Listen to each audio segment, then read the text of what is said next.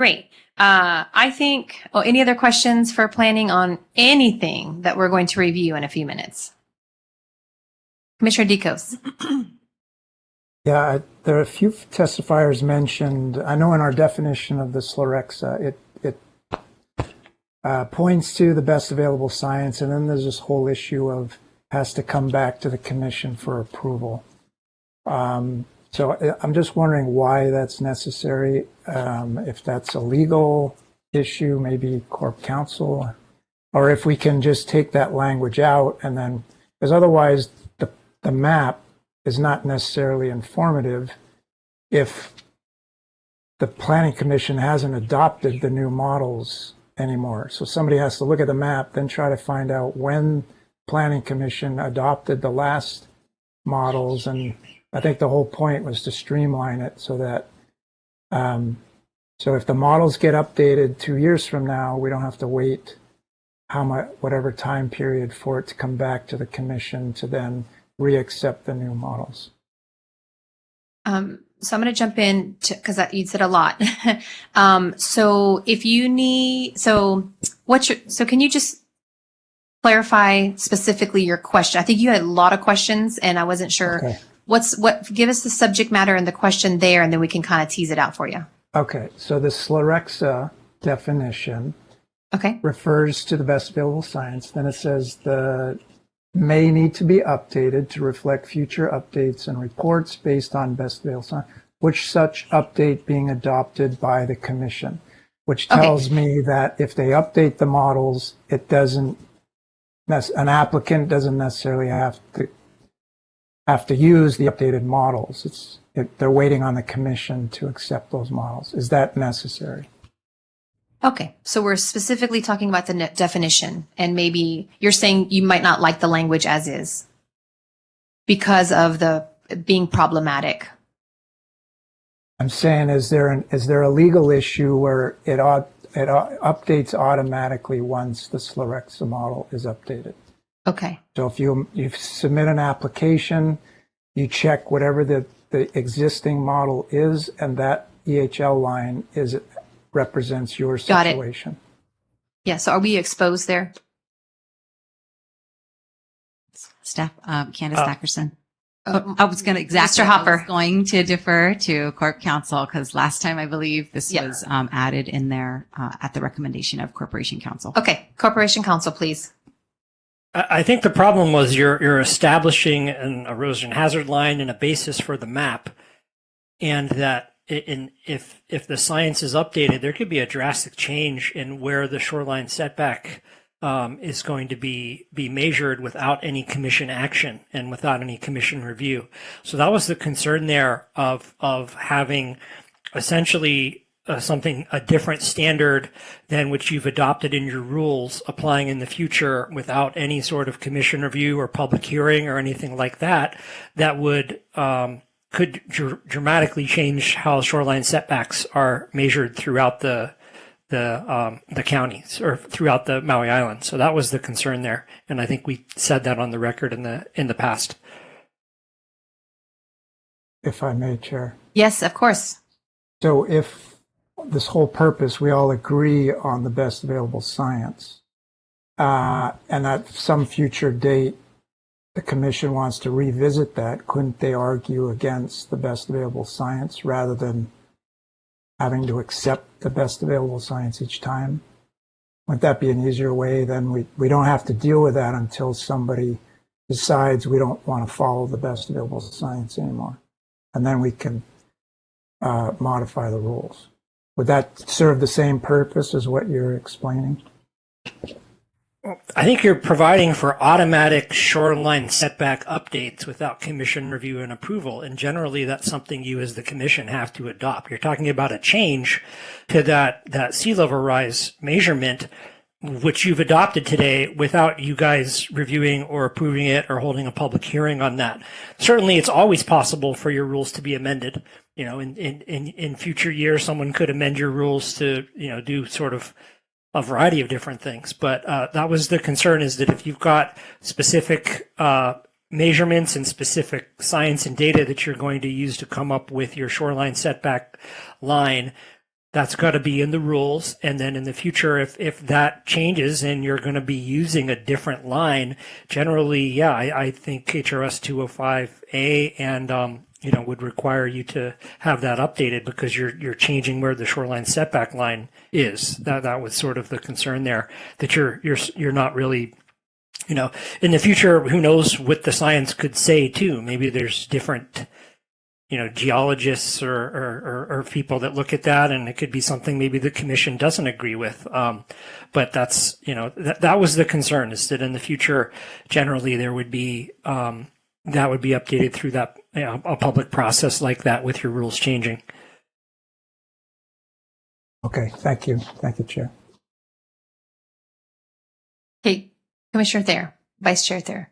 Thank you. I have a question about how this gets put into practice, because so we get the line from the viewer. Like if somebody says, I want to do something to my house, I got to check where the line is in relation to my property. And they would look at the viewer.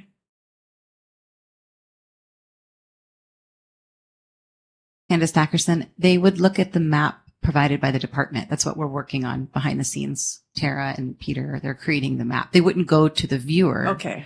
Because the viewer, we don't Right. run it. Yeah. Could change. Yeah. So that's why we are mapping it ourselves. I'll have Tara add. Just some more clarification on that. This is Tara Owens, University of Hawaii Sea Grant. For the record, since last time we kept forgetting to announce ourselves. So there is the Hawaii Sea Level Rise viewer, and there is the data that the viewers allows us to visualize. The data itself, the original data, has been downloaded and acquired by the department, can be done by anybody in the community. The adjustments will be made, and then as current, the department plans to create its own viewer. A viewer is just that, a viewer, though. It's for viewing. There can be issues with alignment and projections with the underlying base maps, that the aerial photography that come from Google or Esri. And so ultimately what applicants will want to do is download the data, and then the department will provide it in various geospatial formats, and then they can apply it to their site plans Okay. for the purpose of permitting and applications. Does Okay. that Yeah. help clarify? Yeah. My concern was just coming from, if the viewer is updated and this is the base for everything, like because this is the 2017 version that's online now. And if that gets updated, like if there's no way of seeing the 2017 version anymore, if it gets updated, was my concern. But if the planning department's just going to base it off of this, then that allays my concern. So thank you. But the important point is that the data will eventually be updated. Yeah. And then if the commission and the department want to adjust the rules at that time to match the best available science, you would have that option, and it would come to the planning commission for that decision. And hopefully meet the wishes for adaptive planning that many of the testifiers have expressed. Yeah, that answered my question. Thank you. Okay, Commissioner Dikos. So I think that answered my question too. So the applicant is looking at what will be the county viewer. So that will represent the actual EHL, even if the PAC-IOS one is updated. You guys won't be updating your map until the Planning Commission accepts the new model. That's Does that correct. make sense? Okay. Thank you. Thank you. I appreciate the processing of that, Mr. Dikos. Okay, Vice Chair Thayer. Thank you. Somewhat on the same subject. So I heard some of the testifiers, and I think some of the written testimony as well, that said some properties, based on where the erosion hazard line is, with the way the rules are now, would be enabled to build closer to the shoreline than the current rules allow. wanted to hear from the department on that as a. I'll take a stab at that. This is Tara Owens with the University of Hawaii Sea Grant. In most cases, the resulting setback will be larger or more landward than it has been under the existing rules. And remember, there's two ways that the setback is determined. One is the erosion hazard line where that exists, and the other is the default 200-foot setback for all of the areas. In both cases, the setback will be larger than it would have been under the existing rules. There are a few exceptions to that. And the few exceptions mostly correlate to large properties. For example, at Ka'anapali, you have these large resort properties. And in the past, large properties would have been subject to the lot depth based setback. And the larger the lot, the larger the setback, up to 150 feet. So many of the resort properties would have been subject to that maximum 150-foot setback. Now under the new rules, if the erosion hazard line exists and applies to those same properties, the setback will be based on the science, the erosion hazard line, which may or may not be 150 feet. By chance, in that wonderful brain of yours, do you know exactly, want to turn to that page where that would be listed? We're talking about the shoreline, yeah? Yeah. Shoreline rules. So I probably could just look under the setback, yeah? What do you, We're just going to, it's under the setback where we changed it. It's the hazard erosion line. Is that what yes. we're talking about? Okay. Yes. Okay.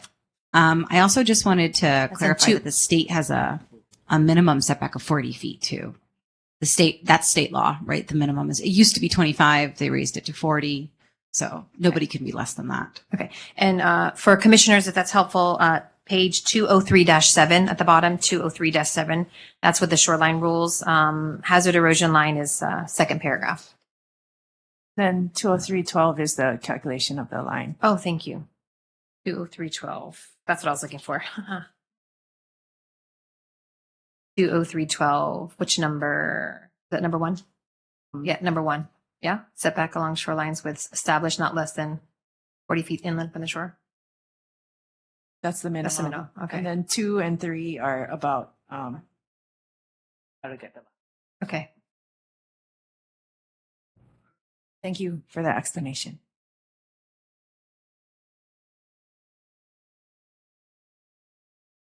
Yeah. Okay. Commissioner Dekos. Thank you, Chair. Can you explain why the state set the 40? Is there a reason they're setting a minimum 40-foot? Candace Dickerson, I couldn't speak for the state. I think just in general, they're relooking at the science and sea level rise is occurring and it needs to get moved back a little bit further. But I couldn't speak on their behalf.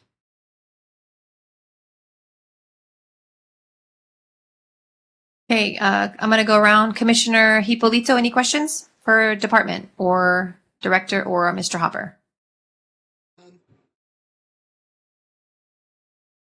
Okay. Mr. Hipolito, any questions? I see you chewing. Sorry, I interrupted you. No questions, Chair. Okay. No questions. All right. Commissioner Helakahi Burns, any questions for planning department or Mr. Hopper or director? There's a lot of questions. However, I'm just gonna go ahead and since we're on the topic, how often is the UH system that they use? How often is it updated?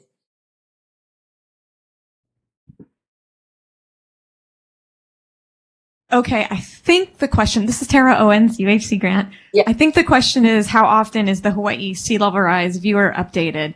And if I remember correctly, there isn't a specific mandate, but there's sort of a target to maybe reevaluate it every 5 years. The University of Hawaii, as we speak right now, the Climate Resilience Collaborative is in the process of remodeling and remapping the sea level rise exposure maps statewide. And presumably, once that is available, that information is available, it would go to the State Climate Commission. And it's up to the State Climate Commission to then adopt those new maps and an updated Hawaii sea level rise viewer. It is unclear exactly when that will happen, but maybe within the next few years, we will have an updated set of maps and an updated Hawaii sea level rise viewer that the commission could then choose to act upon. Right. So it's safe to say that before we're able to utilize it as a baseline, a science baseline on our level of the Planning Commission, that there is more than just like you have your map, your 5 years, and then it goes through a process of being adopted on the state level before it comes down to where we would adopt it as the current science at the time. Is that correct?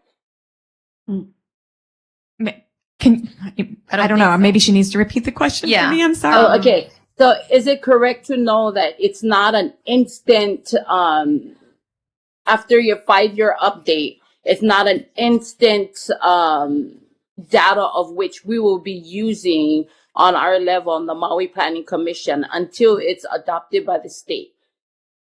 That is correct. That is correct. Once the data becomes available from UH and to all of us through the Hawaii Sea Level Rise Viewer, it would take an action by the commission to adopt that information, so that the planning department would use it and the planning commission would use it in their decisions. It would not be instant. There would have to be a process. In fact, I think one of the original versions of the rules, was intended to be sort of more adaptive approach where when the maps became available, the commission and the department could use them. And as Corp Counsel just previously testified, that cannot happen because there needs to be a public hearing and a public process and a deliberation by the commission to make that decision to use the new maps. All right. So I'm just looking at like what the timeline is from the time that you get the data from the updated version, and as it goes through the approvals through the state, through our commission, and allow it to be applied on the planning commission level, we would be looking at like 6-7 years. I'll answer this, Commissioner Helakahi Burns. Today, we are attempting to establish potential new rules effective, I think, 30 or 60 days. That would be today's step. I think your question is, hey, if we do this, when would be the next time we're going to revisit it? So I think based off of the information that they answered about the viewer and the state updating information, they're saying roughly every 5 years, then it would be a good guess that we would have an opportunity to look at this again in the next 5 years, I guess. But there's no requirement, or, I mean, in a couple years, we might learn stuff and we might have to bring it up again to make some adjustments. I think that's what people are realizing might happen. So there's nothing set in stone as to like when we have to or we will revisit it. I think that's open. Yeah, I'm just utilizing, excuse me, Ms. Chair. I'm just utilizing this information to see if whether or not what we're going to be passing, all of this that we're going to be passing in the SMA and in the shoreline, if it's durable for the amount of time that where before the next time we revisit this certain situation, you know, where we see the setbacks going to be having to be set back even farther. And, you know, I want to look for the long run to know that this document that many people have put a lot of hours and hard work and their time and energy into, that it will be able to span, that the rules and all of these criteria will be able to span the amount of time before we be able to revisit. And so for me, I'm looking at, if we're going to have to revisit it again due to before this update, I want to know that this planning rules that we're about to adopt, it is for the duration that's longer than just 5 years. You know? Yeah, I that we definitely might be appreciate- revisited with larger kind. And that's the reason why that I wanted to know about these update criterias. Yeah, You know, absolutely. I think it's a great so- question. Yeah. No, I'm Thank with you. you. Yeah, I'm with you. I think that's a great question to know what this looks like. But I think girl, I don't want to see this again either. I only got like 8 months. So I'm with you. I mean, I'm just saying, right? But you guys are going to you're serving 5-year terms, right? So I can see why we don't want to have to look at it again. But if science changes, if erosion changes, if we have climate, if all these things start to change more or less aggressively than when we thought and planned, I think it is helpful to be revisiting it. And that's what I think a lot of people who aren't getting necessarily may not get their wish list on this perfectly. I think the hope is that we can evolve it. I think that's what the goal is. But I do appreciate your stance because all viewpoints are necessary and we have to work together to figure this out. So did you want to ask any other questions, Helakahi Burns? No, but I'm interested to hear what Commissioner Deco has to say. Yeah. He's had question time. I'm going down the list. All right. Commissioner Yes. Kealoha, any questions?